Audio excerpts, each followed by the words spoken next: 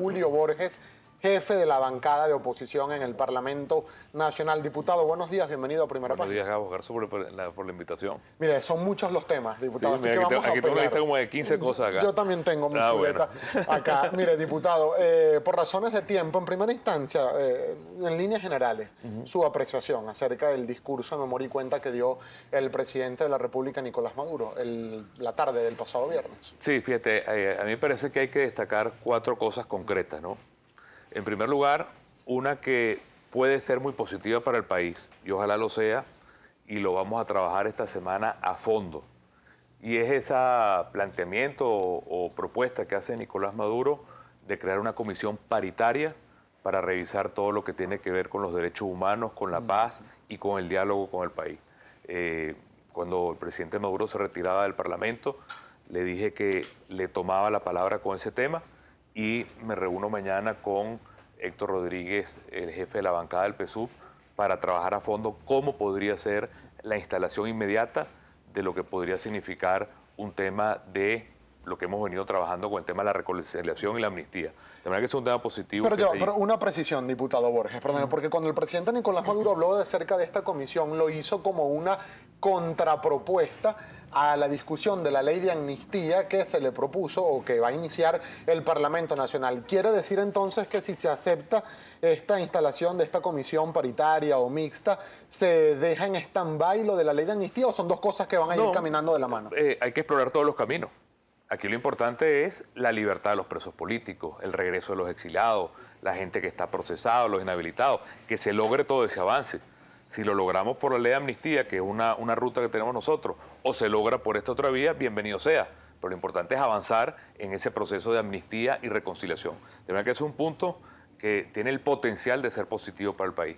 Un tema muy negativo, el hecho de que no se dedicó ni un segundo al tema de la seguridad. Somos el país quizás más violento del mundo, el que tiene el mayor número de muertes. Es una violencia desatada, ya no es un problema de inseguridad, es un problema de violencia generalizada y desbordada, y que en un discurso de casi 3 horas y media no se haya dedicado ni un segundo al tema de la seguridad, es como desconocer, despreciar a millones de venezolanos que somos víctimas de la violencia. Luego hay un tercer tema que me toca cercano, que es la propuesta que yo he hecho para otorgar el título de propiedad a los beneficiarios de la Misión Vivienda.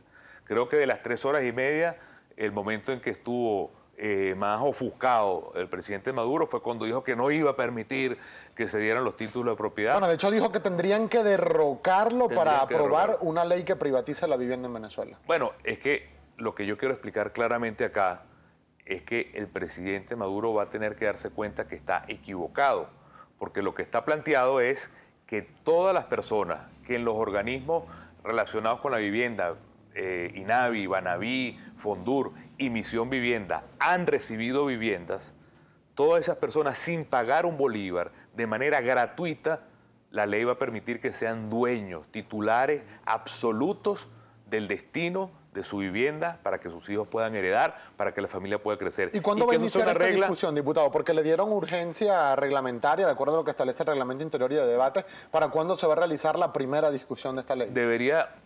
Vamos a hablarlo ahorita porque depende del decreto de emergencia, pero estaba en el cronograma para que fuera esta semana la primera discusión. La sesión de mañana, probablemente. Y lo importante es que esta regla establece que no solamente quienes han recibido vivienda, sino todo aquel que reciba futuro vivienda de este gobierno o de cualquier otro gobierno, sea dueño pleno, sin que le cueste un bolívar, de lo que significa la propiedad y el futuro. Y ya vamos a hablar precisamente sobre este decreto de emergencia económica, el cuarto punto que te diputado, traía aquí. Pero ya vamos a hablar sobre eso. Seguro. Pero antes me gustaría su apreciación, porque el presidente de la República, Nicolás Maduro, dijo que por fin llegó la hora para hablar acerca del aumento de la gasolina. ¿Cree que en esta oportunidad, si se vaya a decidir, acompañaría el Parlamento Nacional esta decisión de aumentar el precio de la gasolina en Venezuela? Bueno, el gobierno tiene 2 años hablando de ese tema.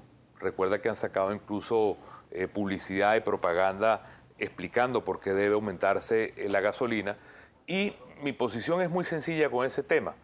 Si el gobierno le justifica a los venezolanos que el aumento de la gasolina se hace, pero que al mismo tiempo se deja de regalar gasolina a otros países, esa discusión puede tener sentido.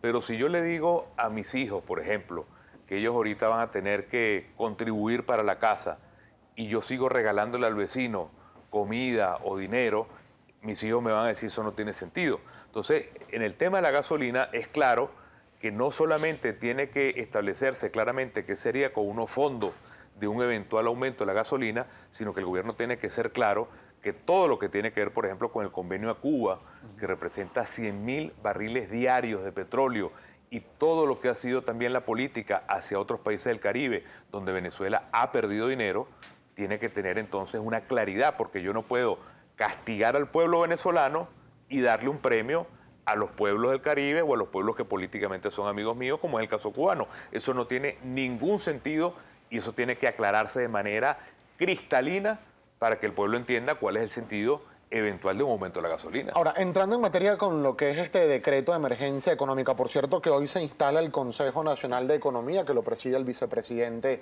ejecutivo de la República, Aristóbulo Istúriz. Hace algunos minutos estuvo con nosotros el analista político John Magdaleno y él decía que el Parlamento Nacional tiene suficientes elementos para rechazar este decreto de emergencia económica porque, entre otras cosas, dijo el analista John Magdaleno, se trata de una habilitante soterrada, lo que quiere el presidente Nicolás Maduro. Bueno, ahí hay un buen punto para la reflexión y para que nuestro pueblo lo debata y lo entienda.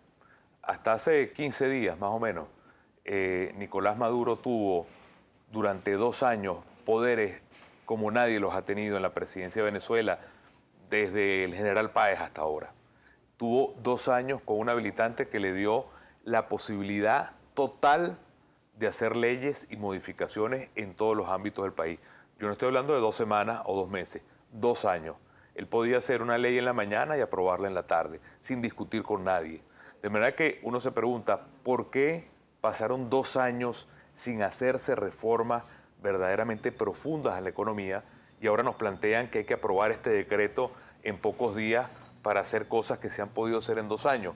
Es una reflexión que dejo porque al final pareciera que el gobierno lo que va es como dando pasos sin pensar las consecuencias. En todo caso, nosotros tenemos legalmente o constitucionalmente toda esta semana para hacer un estudio profundo del decreto. ¿Qué es lo que está planteado? Que nosotros podamos instalar el día de mañana una comisión especial. La idea, según lo que hemos hablado preliminarmente en la Asamblea, es que esta comisión especial estaría presidida por el diputado José Guerra. Todo el mundo conoce a José Guerra como una persona que conoce bien el tema económico. En esta comisión se van a invitar durante toda esta semana a personas del Ejecutivo, del Gobierno, que puedan informar a profundidad cuál es el impacto y la intensidad de las reformas que se quieren hacer.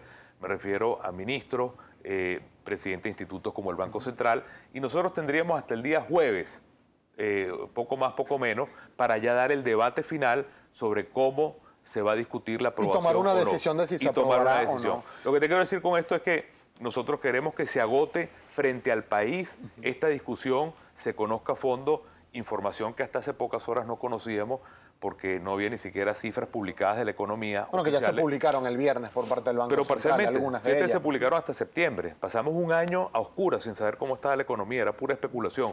Bueno, la parte seria nuestra es dar una discusión a fondo, saber cuál es la intensidad de esto, dar el debate y luego tomar una decisión que finalmente será lo que mejor convenga a nuestro diputado, país. En el marco de lo que es el análisis de este decreto de emergencia económica, dijo el presidente del Parlamento Nacional, usted lo ratificó hace algunos segundos, van a invitar a algunos ministros, pero también está latente lo que es la comparecencia de los vicepresidentes y de los ministros para entregar los informes de memoria y cuenta. ¿Se va a aprovechar en esta misma semana esta asistencia? ¿Ya se coordinó? Yo no lo mezclaría porque estos 4 días son solo emergencia económica. Absorber toda la información que podamos de los funcionarios, conocer, es como un médico. Un médico manda a hacer radiografías, manda a hacer exámenes, tiene una idea clara de cuál es realmente el diagnóstico para tener entonces una decisión que hacer. Nosotros ahorita lo que vamos a hacer es absorber información para como un médico después decir, mira, aquí lo lógico que hay que hacer es esto.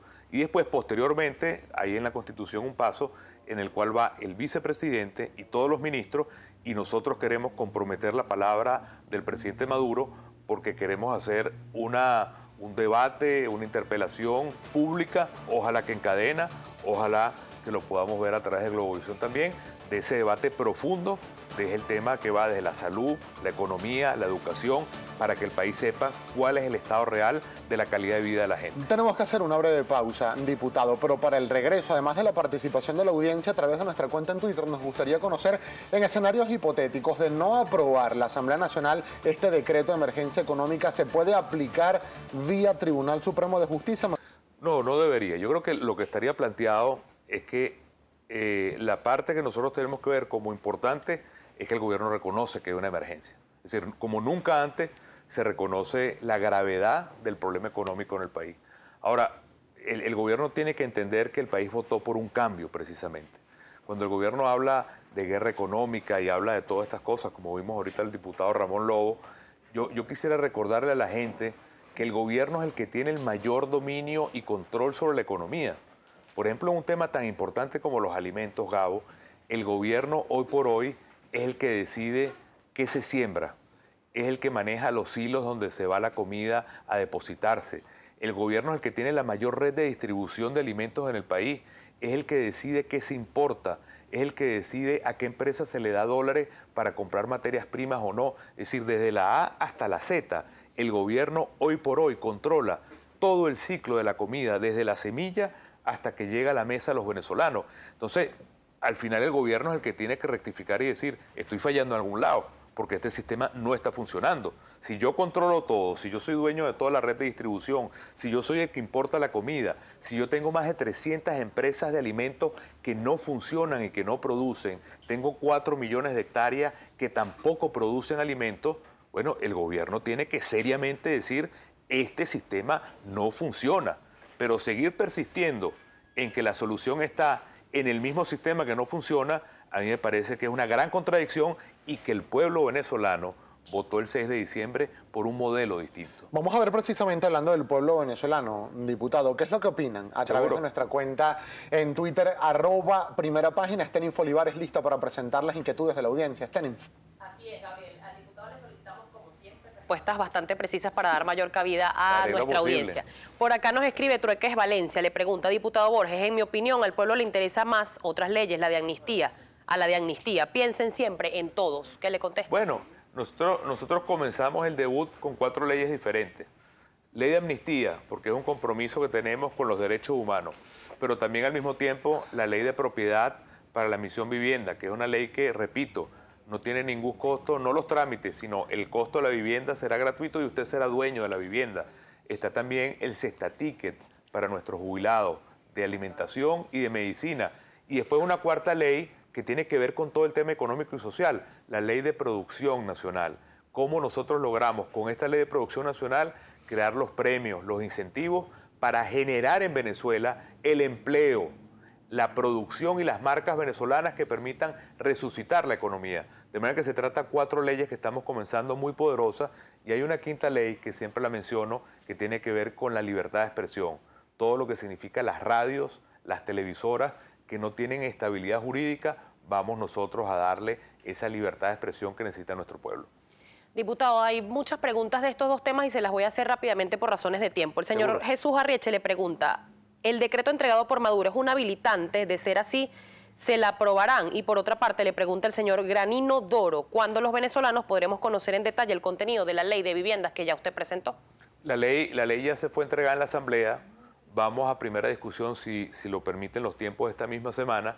Es una ley que debería, a través de los sistemas de la Asamblea, poder accederse y en las próximas horas igual la voy a colgar a través de las redes para que todo el mundo la conozca. Con el tema del decreto, lo importante no es que nosotros digamos se aprueba un cheque en blanco o no se aprueba un cheque en blanco. Aquí lo importante es que nosotros logremos dibujar, establecer una ruta muy clara de cuál es la economía que necesita Venezuela para salir de la crisis y para poder tener un país que produzca, que genere empleo, que logre darle a los venezolanos los productos que ellos quieran comprar cuando les dé la gana, al momento que les dé la gana y de la marca que les dé la gana. Al final es darle a los venezolanos la calidad de vida que merecen. Eso es lo más crucial y no simplemente si aprobamos o no un cheque en blanco para el gobierno.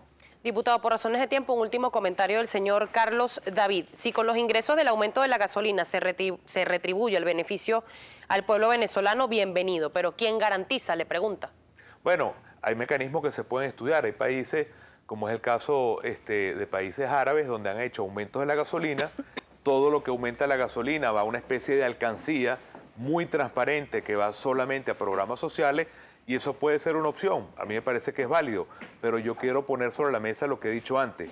Aumentar la gasolina, pero seguir regalando a Cuba 100.000 barriles de petróleo diario, me parece que es darle una bofetada al pueblo venezolano. Yo no puedo castigarte a ti, pueblo venezolano, para seguir manteniendo a mis amigos fuera de Venezuela. Ese son el tipo de debates profundos que hay que dar, porque implica todo un sistema que hay que revisar de arriba abajo en función de nuestro pueblo.